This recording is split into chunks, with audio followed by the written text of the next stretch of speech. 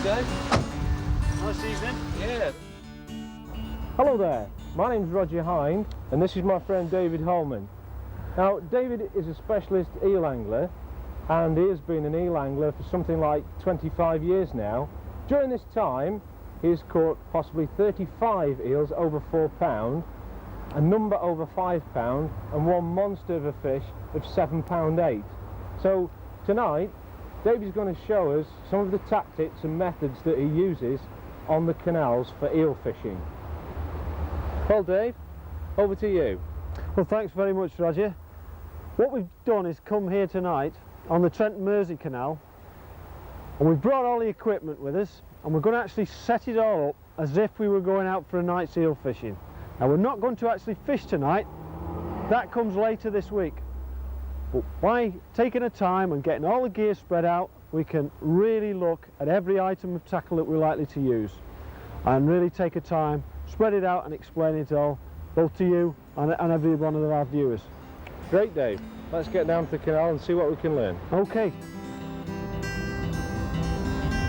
Nice night, Roger. Yeah, I'm sure Dave, yeah.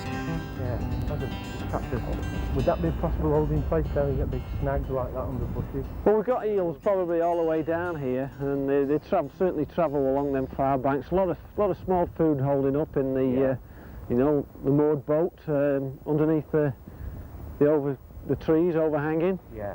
There's an old bed in there, I think, Roger, somewhere. A couple of bikes. The old bike frame wheel, yeah. Yeah. Yeah. You know, Dave, it seems a lot of gear to bring down. Tons of it. Yeah. Why do you specifically fish for eels? Why eels? Yeah. Well, they're a fascinating fish, Roger. That's the simple answer to that one. I've fished for them for many years now. Just a bit careful here, Dave. Yes, I've fished for them for many years now, and you never quite get to grips with them somehow. But they've always got a sort of new angle, if you like.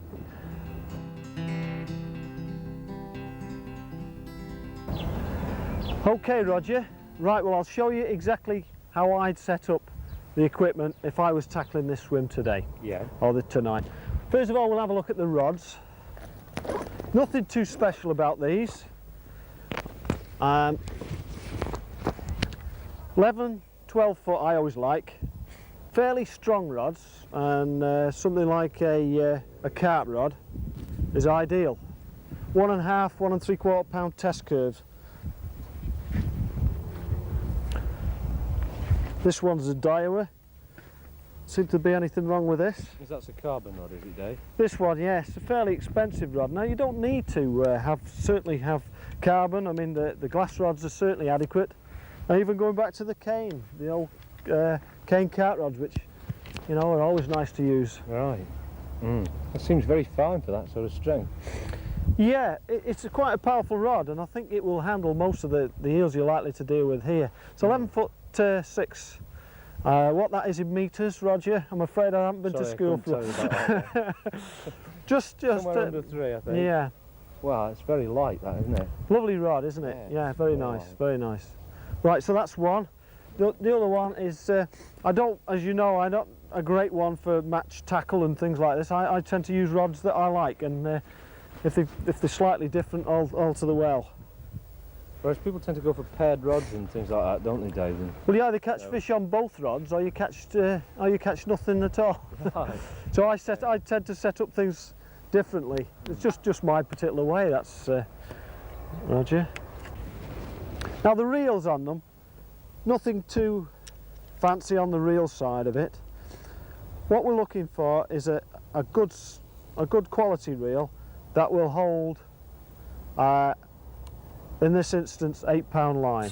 Right. Now these are the Mitchell 300 type, which have been in use for many years now, and quite honestly I can't fault. They're a good reel for this particular job. And that's the standard 300, is it? That's the old 300, yeah. I've had it for a number of years, never let me down.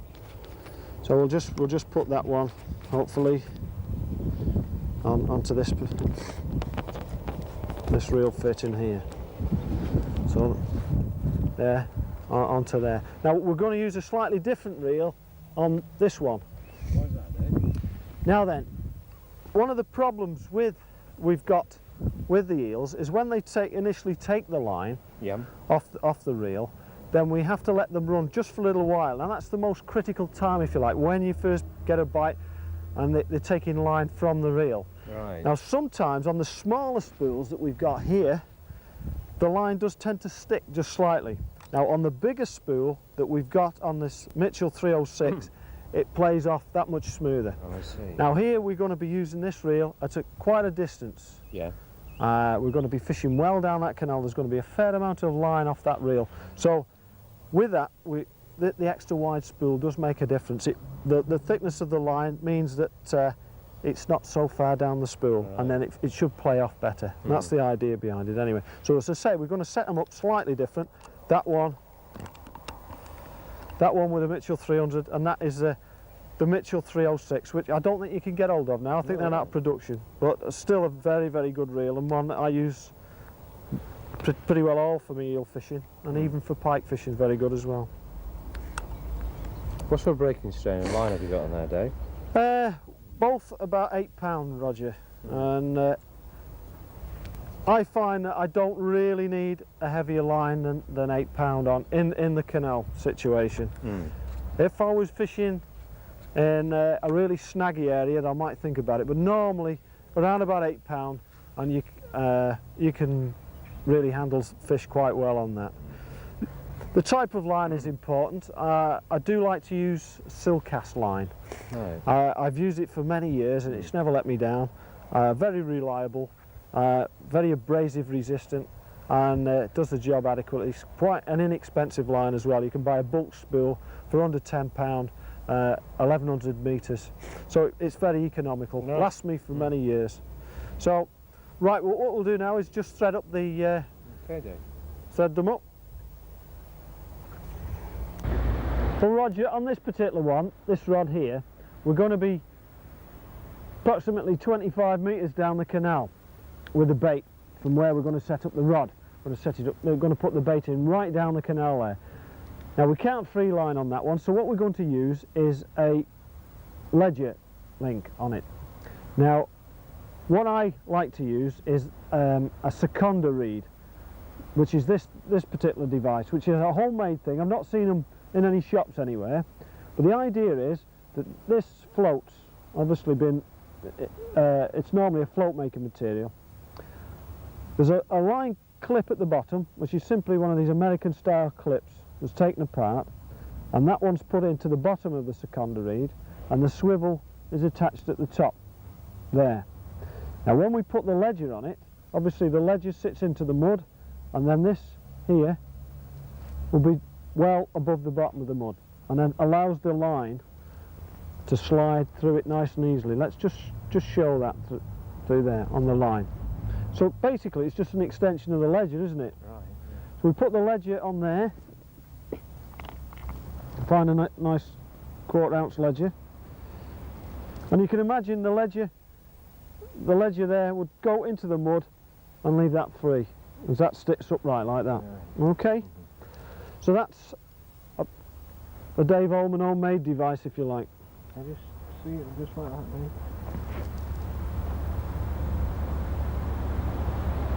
Simple enough. I've certainly been using these for years, and on the lakes and in a lot of situations, they're a very good item of tackle. So that's the first one. Next, to put a simple, straightforward bead onto the line, and that protects the line just where we're tying it onto the ring or onto the swivel. And the next piece is just a little brass ring. You see that? Yeah. A Drennan ring. Now these are available in most good tackle shops, and I find that they're better than swivels. I don't particularly like using the swivels on this rig, say the Drennan ring. But you've got to be careful how you tie them on. Got to be different than a conventional hide hook knot. That's right. Otherwise, it tends to slip. Yeah.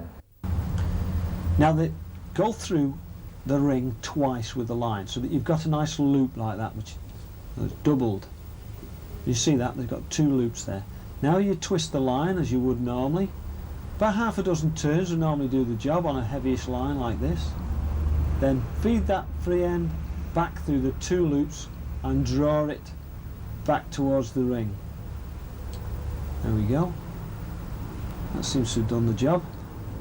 Make sure you've got a good knot and that it's not actually damaged the line close to the ring there. So wet it. The best way to do that is to just a little bit of saliva and then draw it tight. Now we've got to do the other side, so we'll show you again. Twice through with the line. There we go. That's once through, twice through. So we've got that loop there. Half a dozen turns, more with lighter line, less with heavier line, and then through that double loop. Wet the line, and there we've got it. Tied, really strong.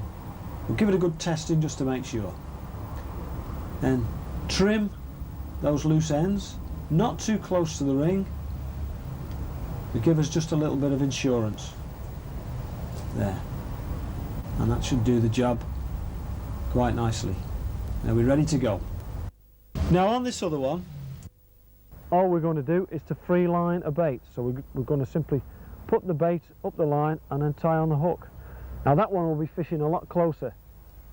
So there's no problem with the eel picking the bait up and us not registering a bite straight away. So that was going to be a free line bait on that. So let's go on to actually putting the bait on the line and then tying the hook on with it. All right. Now we've got a couple of volunteers here. What we're going to do on the long range rod is to use a hool bait, and this is a very dead roach. It's been in the freezer for a long time. So what I'll do is to thread that on the line. Now we've got a straightforward baiting needle here, and in through the tail and along the fish and out through the head. We'll get it through the mouth in a minute. And out through there. Put the line through the small eye on the baiting needle and then pull it through. Now we're going to use what to most anglers looks like a monstrous hook, and it's a size 2 Jack Hilton carp hook. Now you need a big hook with these particular baits, because what thing you don't want to do is to mask the point on the bait there. So we'll tie the hook on, similar type of knot that we've used on the Drennan ring, except it only goes through once, and it'd be quite okay on this one.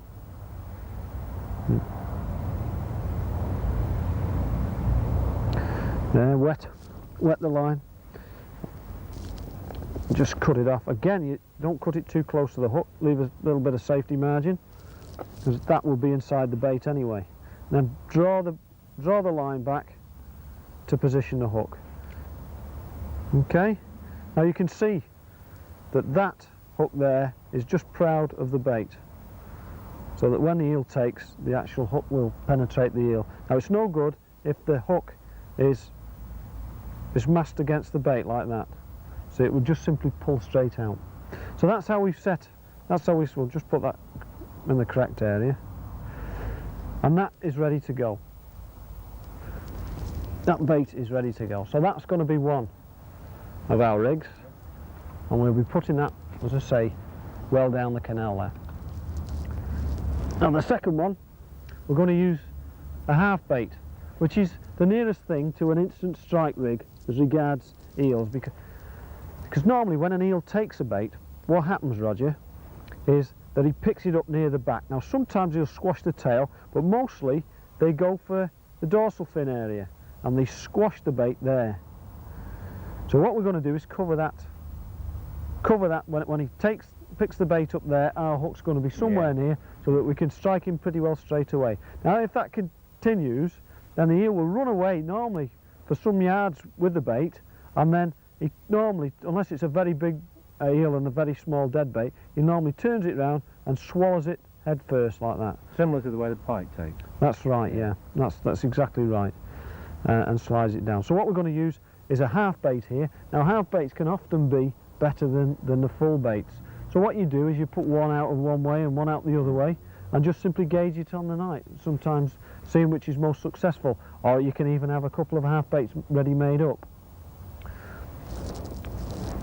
We'll just do now the important thing to remember when you're doing half baits is not to cut the bait straight like that, but to go at an angle at 45 degrees.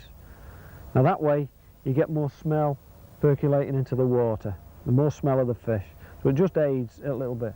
Again, I always do it that way when I'm pike fishing with mackerel. So we're just going to cut this at an angle. Now you want a very, very sharp knife so as not to make a real mess of the flesh. Now that one's a frozen one, not done it too bad. So you want a nice clean cut there. Watch the knife, by the way, that you don't sit on it or something. Again, in through the tail.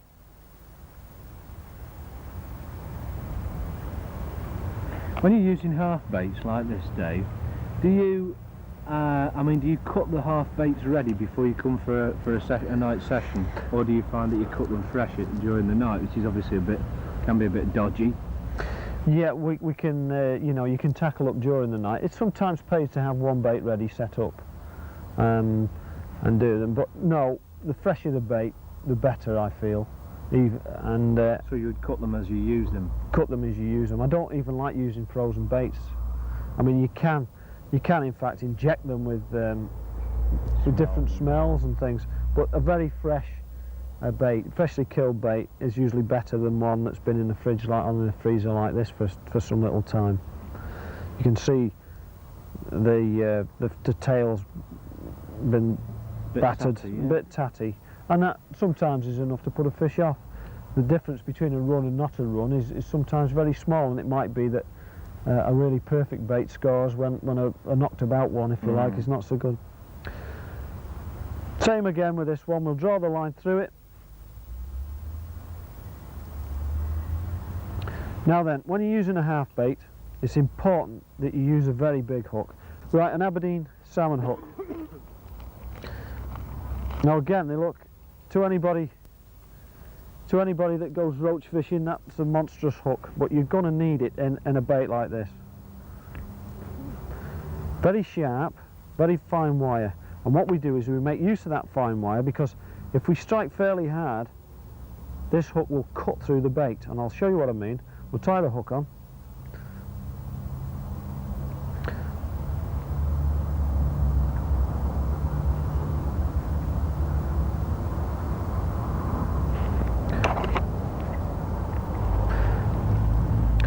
Bring that back to that position there. Now, slight small incision on the top, and the hook actually fits in there, in that region there. So can you see that? Yeah, pull it into the dorsal area where the eel's going to pick up the bait. That's exactly right. The eel clamps onto it there. As soon as the alarm goes, we're going to strike, and that will cut straight into, you can see now as it starts to hit it, it will pull straight through the flesh and into the eel. And often you can lip hook.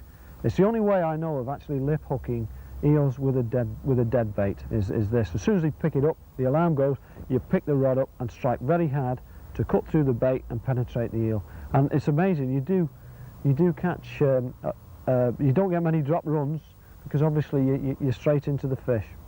It's a very effective method. Hooking an eel, Dave, with a hook of that size, a size 2 like that, and in the event of you not being able to remove and disgorge the eel, does its digestive juices actually get rid of that hook in a period of time? Well, what happens, it's all down to handling, basically. If you start to, if the eel was on the end there and you start to lift the line with that hook in it, then it will do the eel a lot of internal damage, and the chances are it'll die. So you never lift it, but the moment you've got it out in the net, what you must do, if you find that the eel's deep hooked, is simply cut the line as near to the mouth as you can, and don't handle it. Don't try and lift it by the line. Now, from years ago when I used to eat certainly the smaller eels I caught, you find that if you gut them even 12 hours after, the hook would be unusable. The digestive juices had worked on it that well that it used to break and snap. So I don't think it'd be too long before that hook was actually rotted away, yeah. dissolved basically. Very strong digestive juices in the eels. Right, so that's our two baits for tonight. Now, onto species, if you like.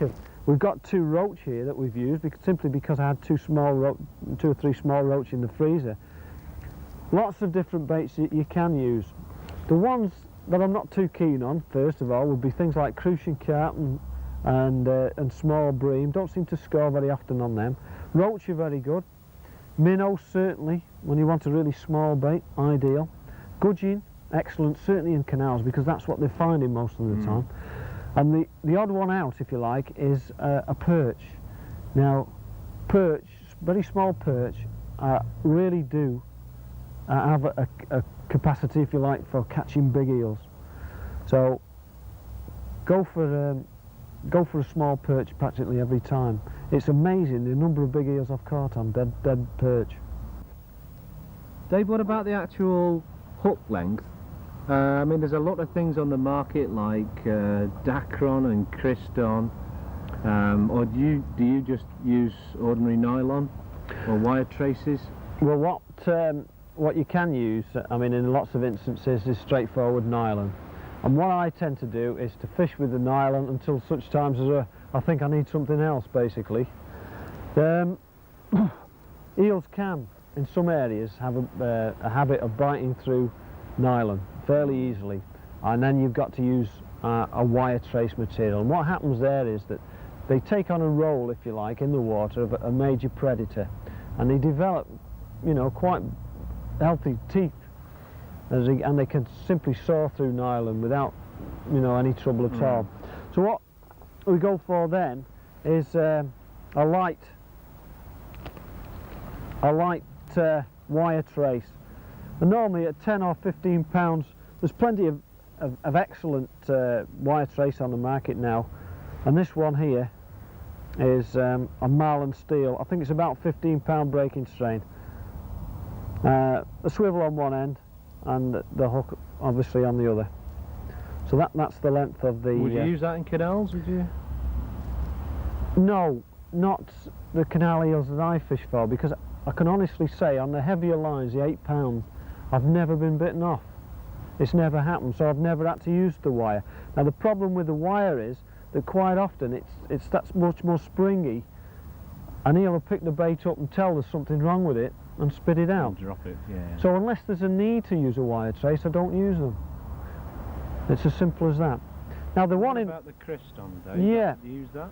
Well, the one in the middle, this is a hook material, Kryston, which was designed most for carp fishing, and this is 12-pound breaking strain.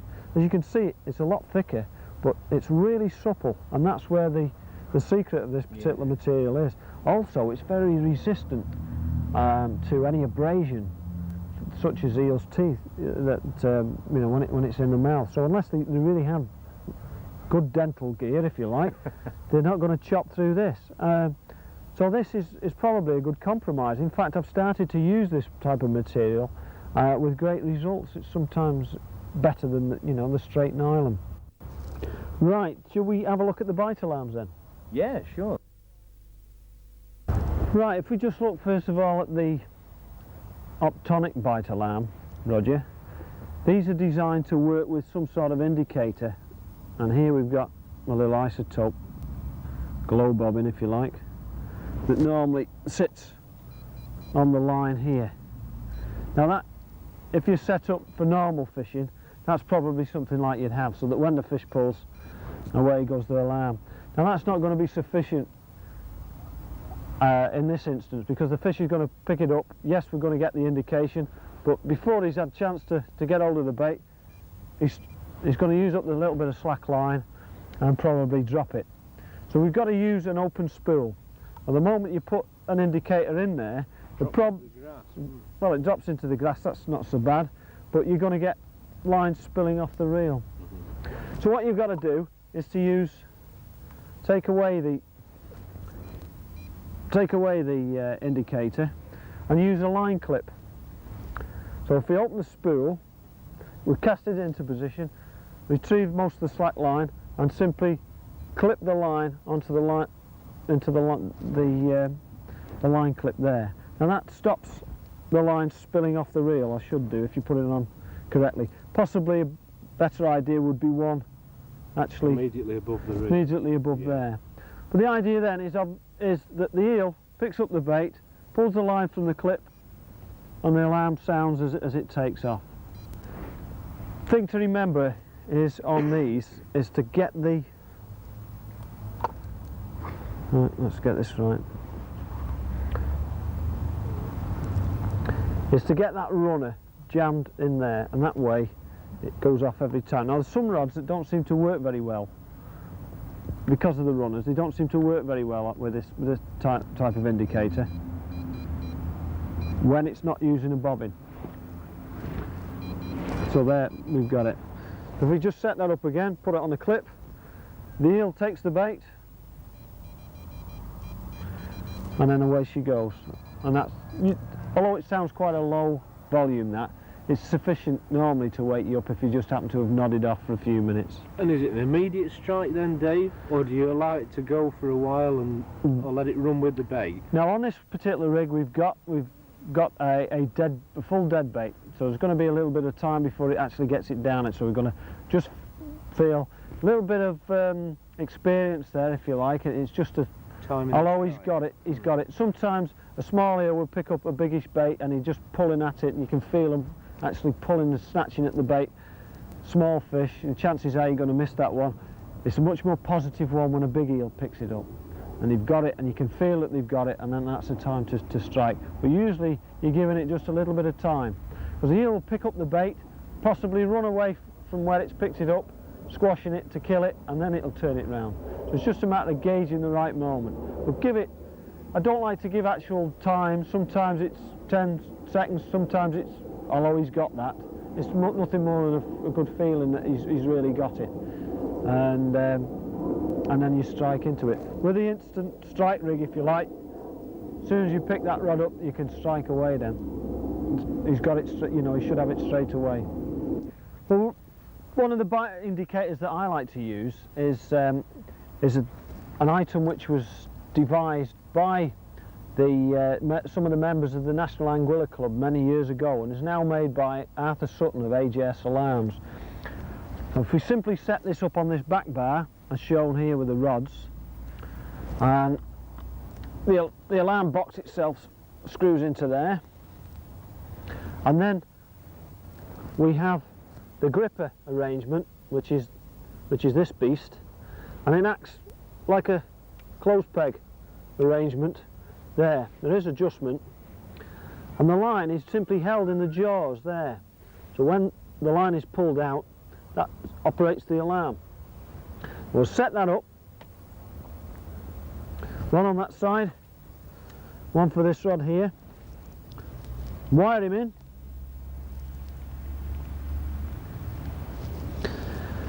this item was purpose made for eel fishing. It also works very well for the old pike as well. But there's certainly many types of alarms that you can use. This one does the job of both indicating and also holding that line so that it doesn't spill from the spool. Especially on a night like tonight, Roger, when the wind is blowing, all them free coils would be flowing from the spool as soon as we open a bay alarm like that. Now in this instance, there's the alarm operating. We simply take the line from the reel and push it into the jaws there, and that's set up. Simple. When the eel pulls the line, when it takes the bait and pulls the line, out it comes and away goes the alarm. And obviously it will continue to operate until such time as you take some action. Now on this, the tension of that, Dave? we can actually turn the volume up. You can alter the volume, but can you alter the tension between the grippers? That's right, yeah, there's a small arrangement there where you can alter it so it takes quite a good pull to take it out. But on here, it's just lightly held. Now on this, Gardener's Tattle actually made me this bar to fit on the back, and as you can see the arrangement whereby a special arrangement whereby these terry clips fit onto there. You could in effect use a straight rod into the ground and put it into there, but this does all the jobs. Holds the bite alarm, holds the rod and holds the indicator, and it works really well, and I've used it for many years. In fact, I use this type of alarm for all my eel fishing.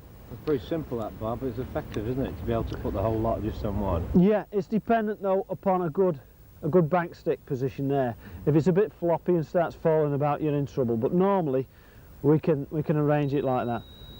Stick that one in and we've got 2 rods set up there, and that's what we'll do. As you can see, the line pulls free and there's nothing else to give the eel any sort of resistance at all. So the number of drop takes we get is down to a minimum with this arrangement. Right, Roger, we've talked several times today about the need to position the bait well away from where we're fishing, and so that the eels, which are working upstream against whatever flow there might be on the canal, and we're going to position the bait in that position there. Now this rod is the most likely to pick up the fish. It's as simple as that. It's the first one along the trail and the one that quite often is the one that picks up all the fish. Right. So it's important we get it in the right position. Yeah. Now what we'll be looking for is to get it fairly near those trees, overhanging trees, a feature, on where the canal starts to drop away. Now the eels will be searching along there. That's where the small fish are. That's where we're hoping to intercept a eel. Right, yeah. So let's... He's going to be tracking along that shelf, that far shelf, is he? That's right, and he's going to be coming, if you can think about it, he's going to be coming from that direction, down past us and down there. So I'll just go and position this one rod first. And if we can get it just onto that shelf, in that position there,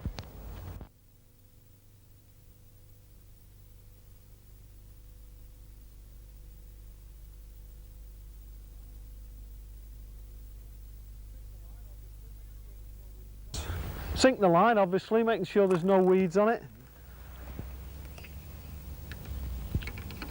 There. Just a little bit of slack, not too much. Connected to the bite alarm. That's one rod ready. Now where's the second one? Again, it's critical where you put this one. It's no good putting it on exactly the same line as your first rod, because hopefully we'll be looking at a different area. Now this one, we're not going to go so far down because we don't want cross lines or anything like that, so we could probably cast it from here, and we'll be going... Now this is where you, if you like, you can think about this. If it's a very warm night, the chances are the eels will be right underneath in the bushes. If it's quite a cold night and a heavy wind, then close to the centre channel, into the deeper water. That's right. Yeah. Think, you know, that's just where, if you like, a little bit of common sense comes in. So this night is going to be a beautiful warm night. We're going to position it right in there, right in amongst the trees. Right. I mean, what if you're fishing sort of the near track?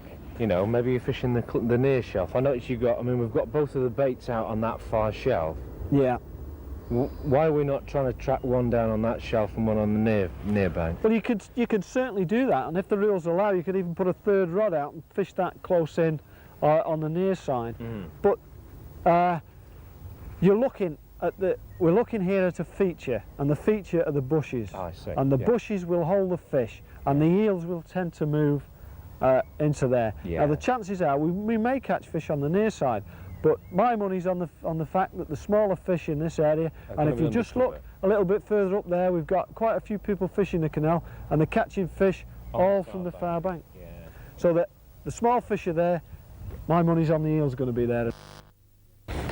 One of the landing net day. Yes, certainly one of the most you net the essential. canal with that. It's got to be big. It's as simple as that. You can't afford to make mistakes and miss. Now this one's 48-inch arms. It's made from 2 old boat rod blanks many years ago, and like you say, it is big.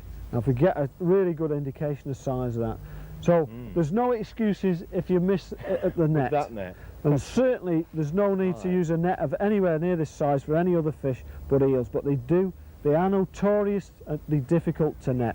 Now I don't miss them very often with this one, but it is an essential piece of equipment. Years ago you couldn't buy nets this big, but now they are available in the better tackle shops, but I had to make this one from Is this bits bigger than myself. a carp net?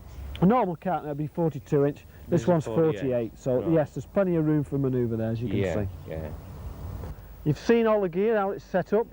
Now tomorrow night, we're actually going to go eel fishing for real. So hope for the best, Dave, eh? Give them some stick.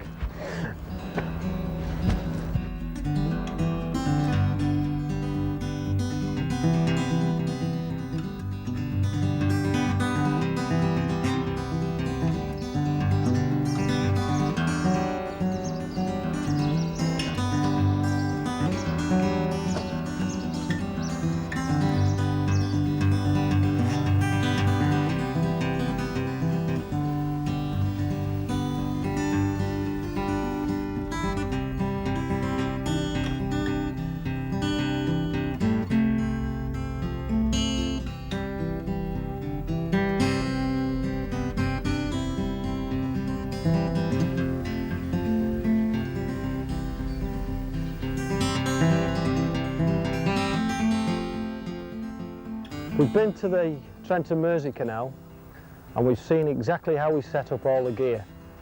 Now we've brought the wagon train, this lot, back to the Shropshire Union, and this is where we're actually going to start fishing.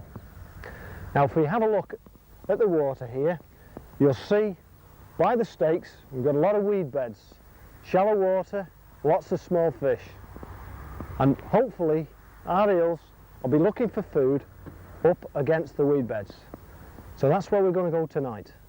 We're going to fish those weed beds from a little bit further down the canal.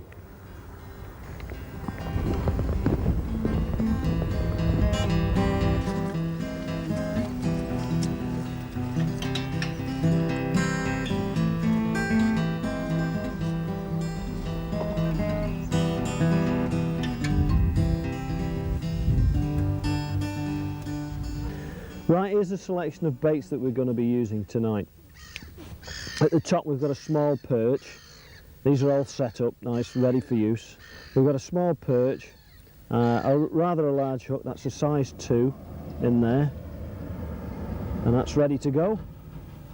Now perch would not normally be thought of as a very good dead bait for eels, but they do work extremely well, and quite often if you do catch an eel on a perch dead bait, it will be a good one, well worth the effort. The next we've got is a half bait, which is a roach in this case, which has been chopped in half, and the hook mounted near the dorsal fin. That's for the quick strike rig. So we'll be fishing that fairly close to the snags that exist in this particular area. And the last one is a gudgeon, a small gudgeon, dead gudgeon that we'll be using. Now, normally what we do is put them in perhaps an hour, 2 hours. If nothing's happened, then we might think about changing them, put a different bait on, and ring through the changes, rather than just leave them the one shot and leave them for the night. Now, when it's got light, the chances of catching an eel on a dead bait are pretty slim. Probably after about 5 o'clock in the morning, that's June, July time of the year, then the best idea is to revert to a worm. So simply take off the dead bait and put on a worm, single or a double lob, and go from there. Now you've not only got a chance of catching eels, but perhaps a tench, a carp, perch, all sorts of other things, so at least it keeps you active.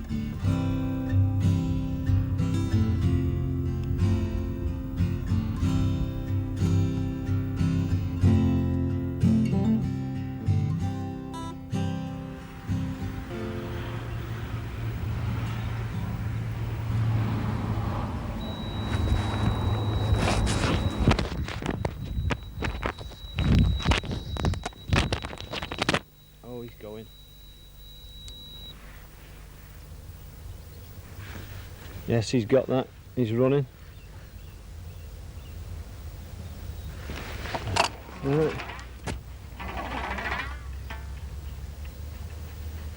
He's got me stuck somewhere.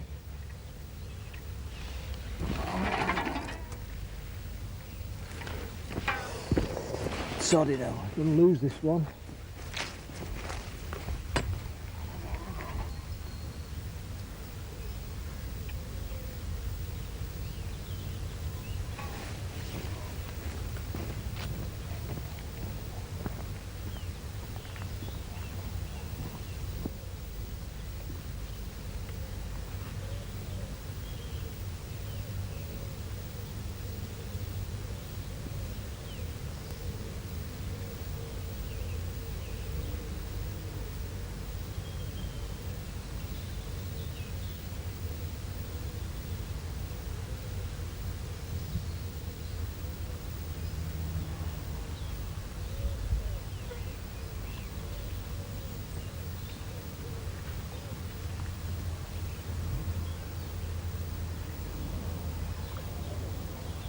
To get me net.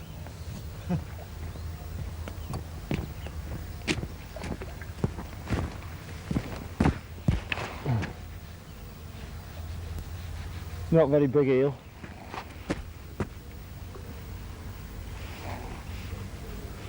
Just take him easy.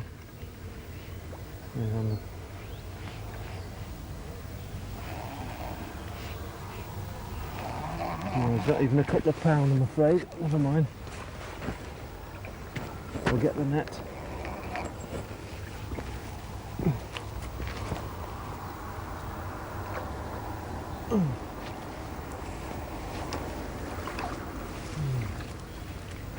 Oh well. Better than nothing. About a pound and a half, pound and 3/4.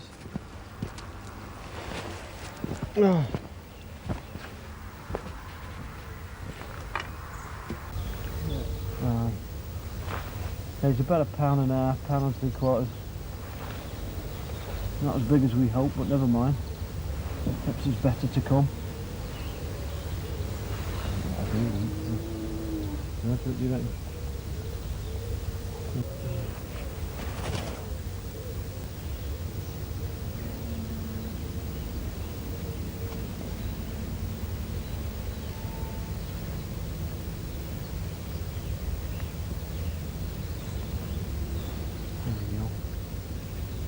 Nice fish.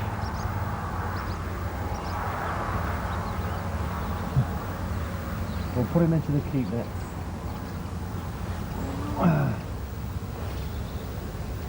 Lightly.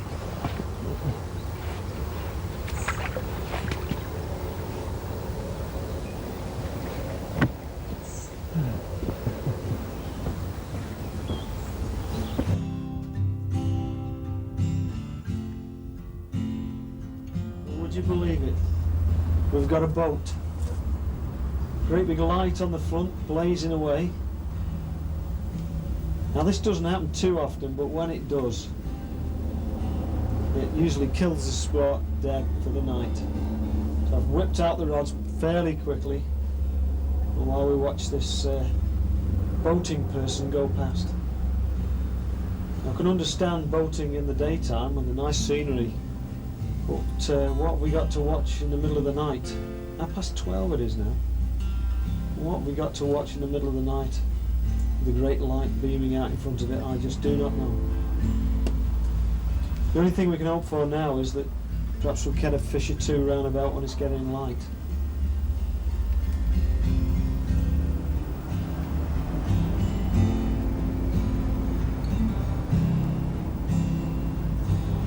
Thank you, Mr. Boat.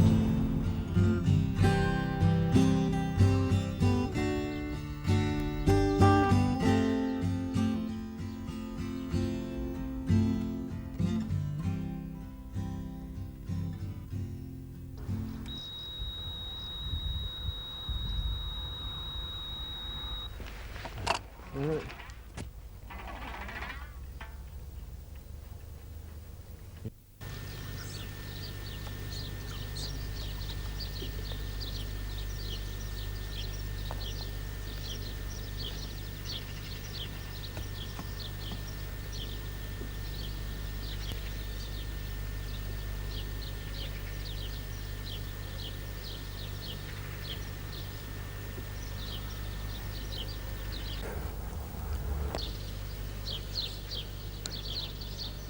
Oh, feels like a good fish, this.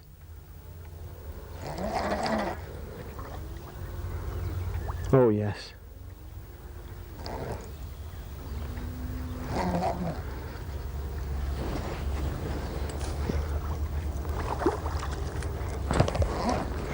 A bit too close there.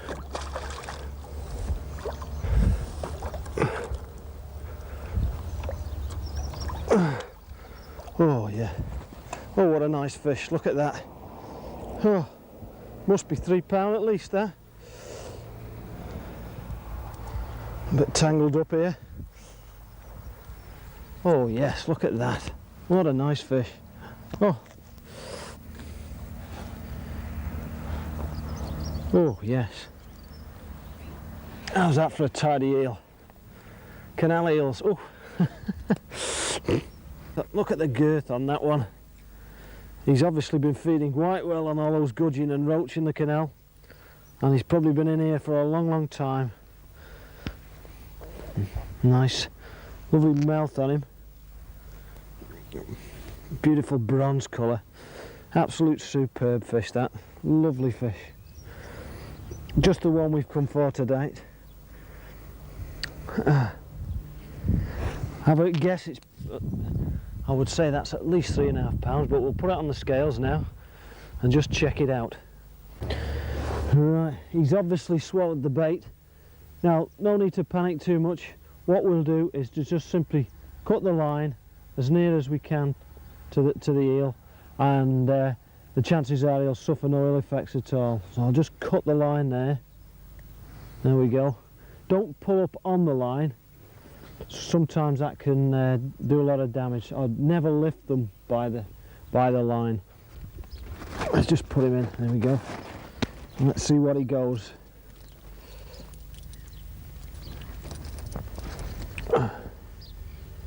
Oh yes. Oh, so near the £4. Actually, it's just on 3.14. 3.14. It's a super eel, that one.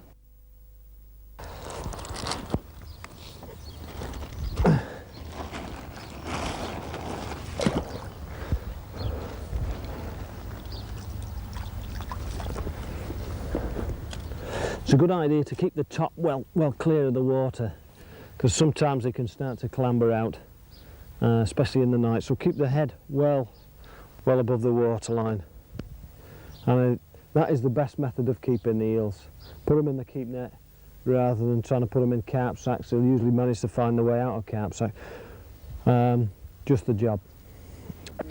Right, this is what happens to a bait after the eel's taken it. As you can see, it's really chewed it up there.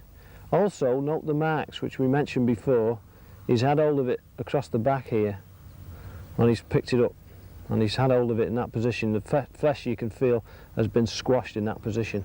So that's how they actually get used to taking the food. They demobilise it first of all by squashing it across the back, and then they take it. Now this ritual, if you like, doesn't change even when they're picking up a dead fish. So he's taken it across the back, squashed it there, and then he's taken it head first like that down. And that was the smaller of the two eels that we caught. Right, well, we've not had a bad night at all. Only two eels, but one of them's a very good fish at £3, 14 ounce. I'm really pleased with that. I'll not find too many eels better than that in canal, rivers or lakes. And the other one, I've not actually weighed, probably about £1.5 pounds. Now, as you can see, very frisky. Now that brings a problem. How are we going to photograph the eels?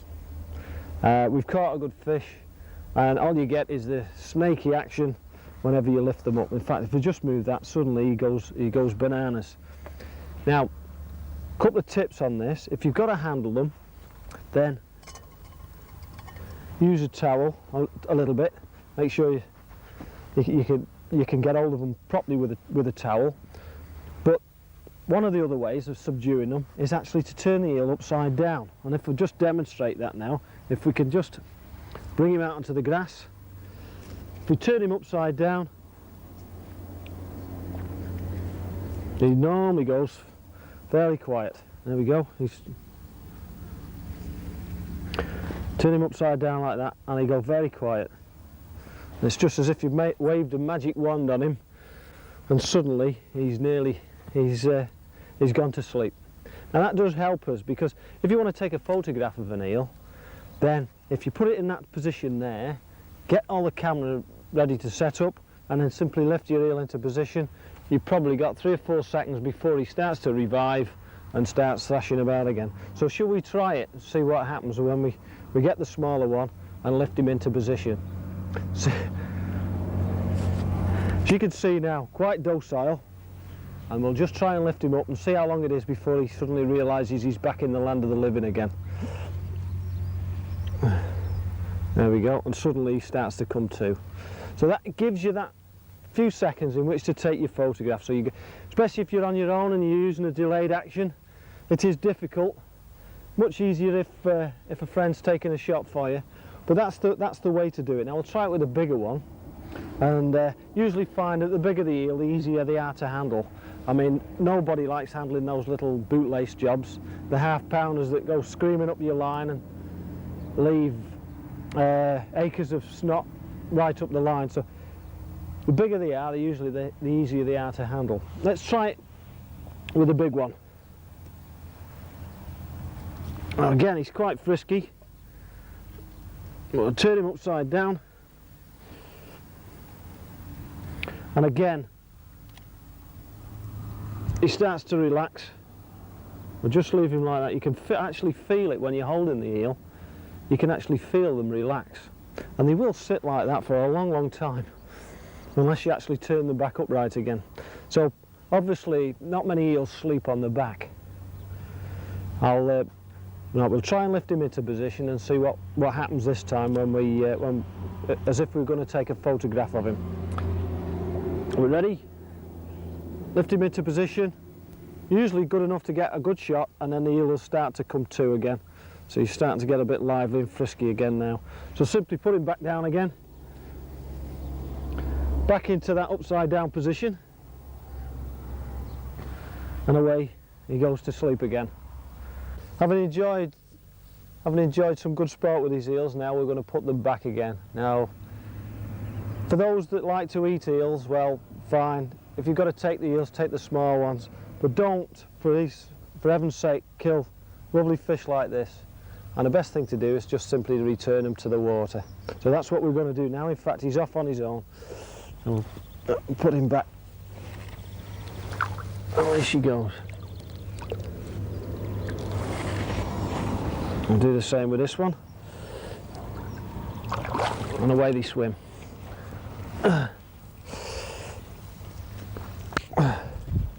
Job done. Make sure you really wash your hands well after landing the eels or handling the eels, because that eel slime is in effect toxic. If you suffer from dermatitis or rashes, then eel slime or eel blood will certainly start it off again. So handle the eels as little as possible, both for their safety and also in this case for yours.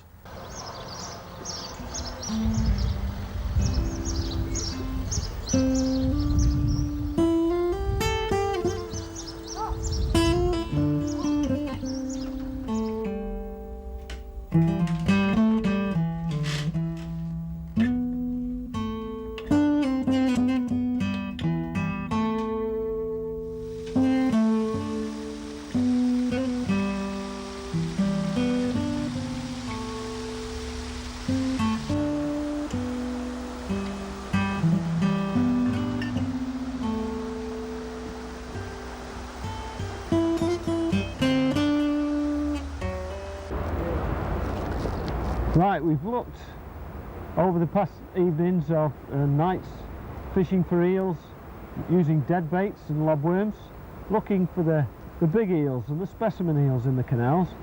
Now what we're going to look at is catching eels as a possible match weight in a match or even for just pleasure fishing. Now in a canal stretch like this, there's lots of fish, roach, perch, skimmer, bream, gudgeon, so you can look for those in a match, or you could go put all your eggs in one basket and go for the eels. So that's what we're going to do today. We're going to have a look at trying to catch some eels as a possible match weight.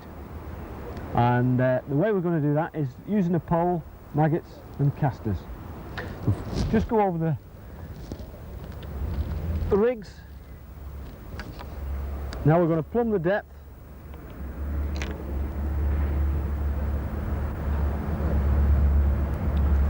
Just going to plumb the depth. Now with this one, it's fairly critical that you get the exact depth, because what we're going to be doing is working the maggot just off the bottom and letting it just settle again. So we need to find out the exact depth of the area we're going to fish. And what we're looking for is we'll be starting plumbing the depth in the middle of the canal and then working gradually towards the far bank. Where it starts to shallow off, that's where we'll be looking for our fish. And that's the area we're going to be putting the maggots and the casters in. So let's just try and find out what sort of depth we've got down there. I've had a reasonable guess at it. Let's just check that out.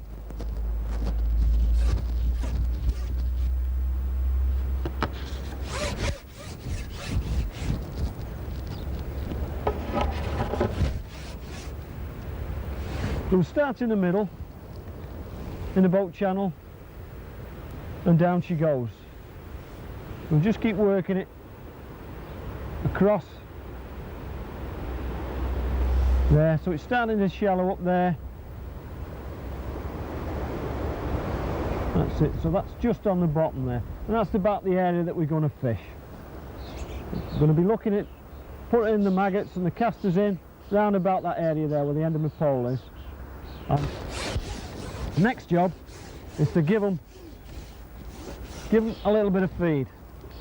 Now, as we mentioned, eels do like maggots and they will eat a lot of maggots.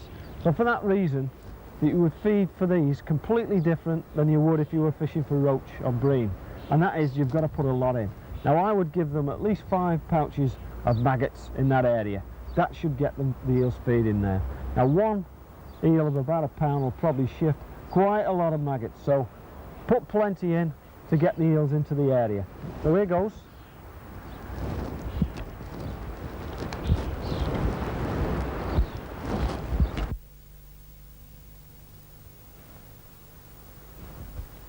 We mentioned before, this is a go for it attack. So there we are, we've given them quite a bit of bait. We'll give them one of casters as well on top. And normally you don't mix maggots and casters to any great degree, but I like the change that sometimes using a caster over the top will bring a response when the maggots not. So there we've given them quite a bit of bait. So you can appreciate it'll be some time before the fish actually get through that lot, and we'll start to get bites on the hook. But don't get upset, it is a waiting game, this one, but when it comes off in a big way. Right, the first rig we'll be using is a straightforward 1 gram Olivette float, and that's like this, a bodied float, a long antenna, and what we will be doing is working that float up and down in the swim, and we'll go through that in a little bit more detail in a moment. The Olivette, about 10 inches, 12 inches from the hook, just a 1 gram Olivette, and on a 2, there should be 2 there, we'll pull this one down. 2 number 10 shots from the hook. So if we can see that there, up there. That weight on the bottom is simply for the plummet. So there we've got the Olivette and the hook. Now this one I normally use with a maggot. So that's rig number 1.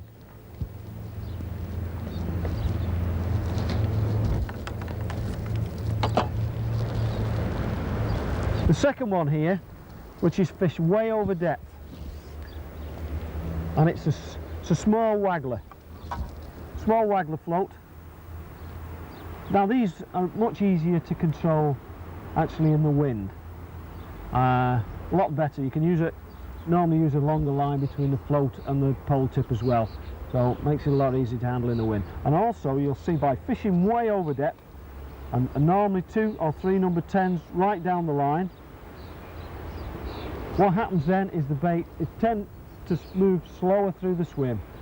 and sometimes gets a response when the bait that's worked up and down doesn't. So you've got two chances basically. Try one for 10 minutes, go up an hour, no response on that, then try the other one. And change the baits around. You've got a lot of avenues to go down when you're actually fishing, rather than just throw it in and hope.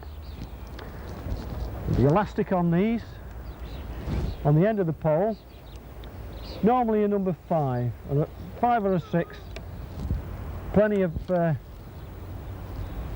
stretch factor there, and it goes through 2 sections here, so that we've got plenty of leeway there. Now normally about a 1.5 pound line will be sufficient, and what I do is use that same 1.5 pound right the way through, and this one's a Maxima, which is quite a tough line.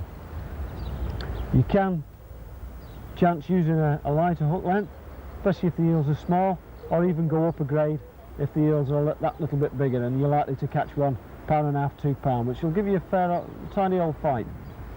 So that's the rigs. What we're going to do now, plumb the depth, and then I'll show you how I work each rig through the swim.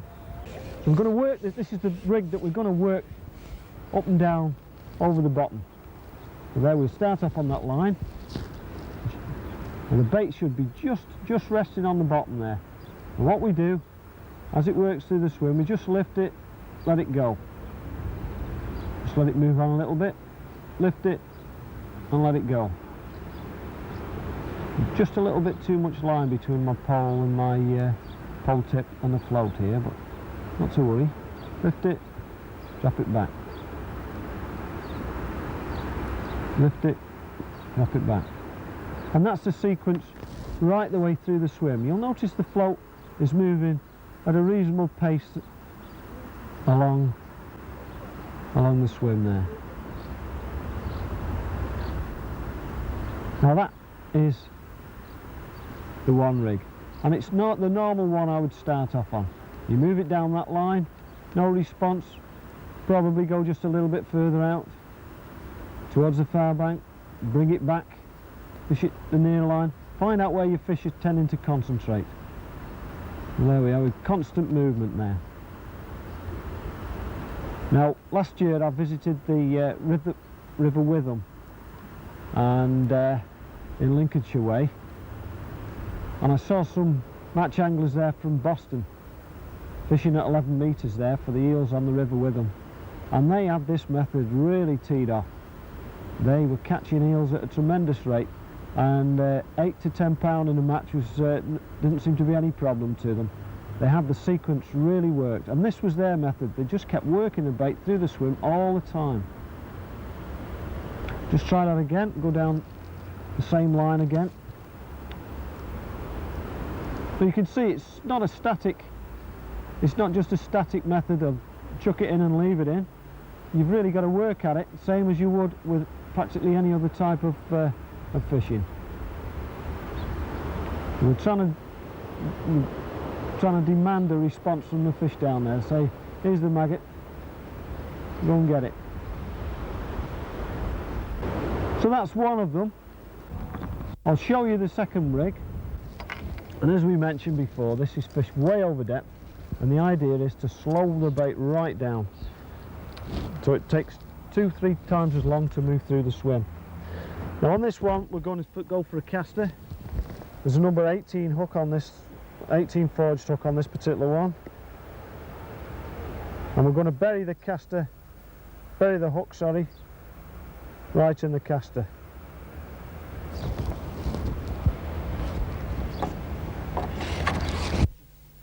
A Drennan carbon caster hook, that one. In she goes. Now the lock's opened up. There's a fair bit of water moving down here now. We need the other section on with this rig. Just pole tips just a little bit shorter. Hang on to the other section.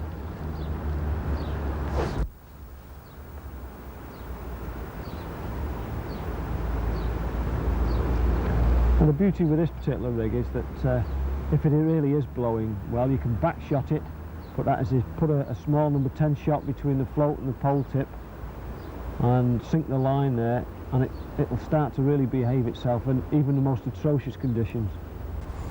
There's a bite. Just lift into him. I always delay that strike just a little while and then lift up rather than strike across the float. Get a better, usually find your hook fish, whatever the species, like that. Now this certainly feels like an eel. We've had one or two roach. Yes, there's a telltale. As soon as it starts to back off and try and back into the mud and that. And he's taking off down the canal. He's going well to my left. Oops, got a bit of spurt on there. He's got a bit angry about this. He certainly is getting around.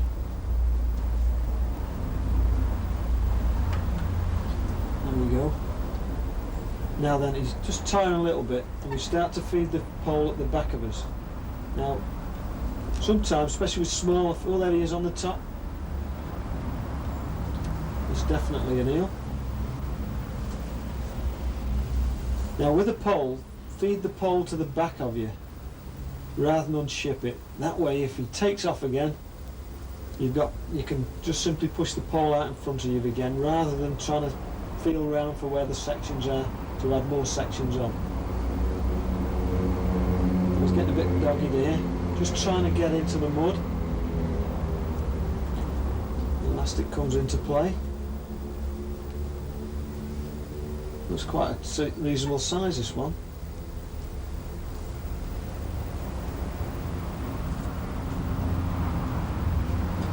We caught a load of roach before, and now these eels have moved in. There's lots of bubbles down there, but they were a little bit towards the far bank than we've been fishing. A lot of bubbles coming up, so we put another section of pole on and moved across for them. I'm getting quite tired here now. Not too far off, ready for netting. Well, that's the critical side. Obviously, when we're netting them, there's more eels lost there than anywhere. That's why we use this bigger than normal landing net. Be careful, don't stab at the fish, that'll upset him more than anything. Let it well under and try and get him from underneath. He's not quite ready yet. A little bit of patience here. There we are. Ooh, just. Bit chammy there. Sometimes they flop out. There we go. Oh, it's not a bad eel this. Probably around about £1.5 pounds. Certainly well worth catching. And you can see me hook. I'll just get the forceps and take it out.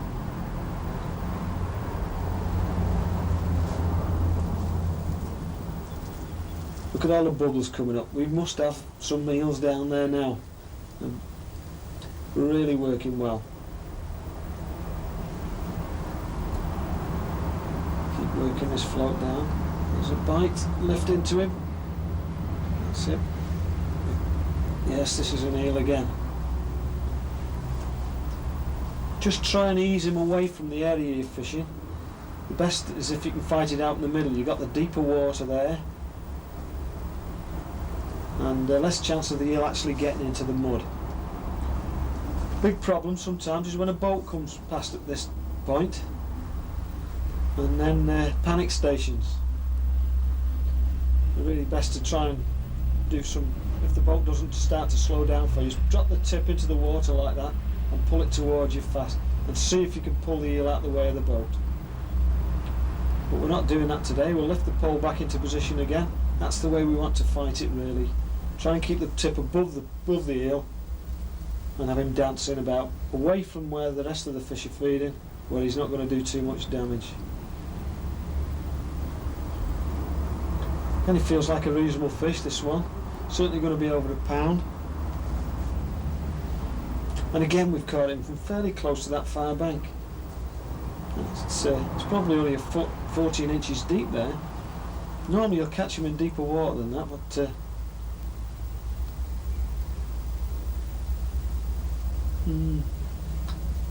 just a little bit too frisky to bring in yet. You start to come near to the top now. Be patient, don't try and, again, whether it's rod and line or it's pole, don't be in too much of a hurry to get the eel to the bank, because that is the critical stage when you go to net. Now, tiring a bit, we'll unship the pole, just take the last 3 sections.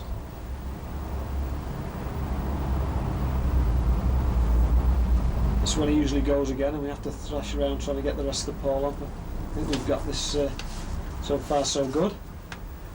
The net in. So wait till you've got a good clean shot at him before you try it. And move the net very slowly into position. There we go. Oh, much better that time. Good. Again, he's about £1.25-ish. Good fish. And what we can do when you're handling them is to handle them through the keep net. And that way you can get a good strong grip on them and extract the hook. Well, this one's gone down and cut them off with scissors or bite through the line. There we go. You can join your mates.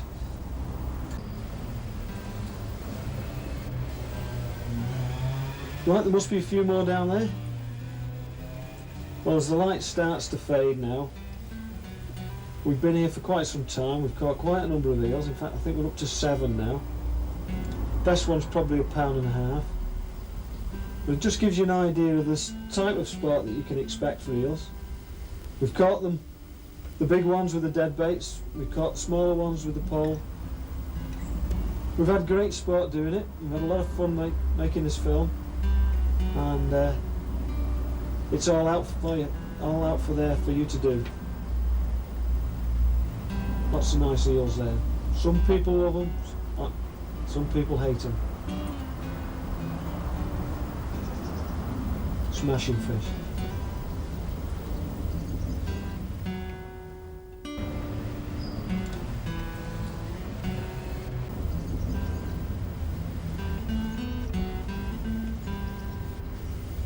So what more can I say?